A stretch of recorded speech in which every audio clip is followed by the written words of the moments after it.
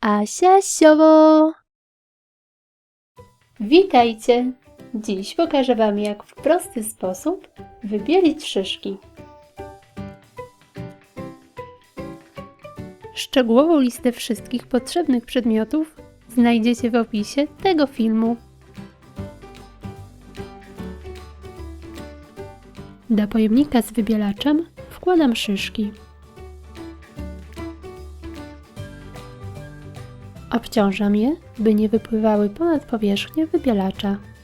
Odstawiam na 24 godziny. Wybielacz ma intensywny zapach, więc pojemnik z szyszkami najlepiej trzymać na zewnątrz. Po 24 godzinach wyjmuję szyszki z wybielacza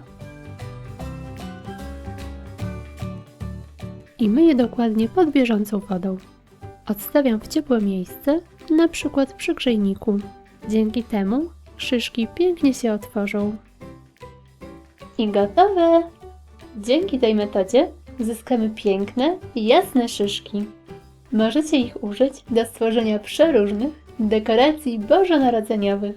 Zapraszam Was na mojego Facebooka oraz Instagrama. Pozdrawiam! Pa, pa!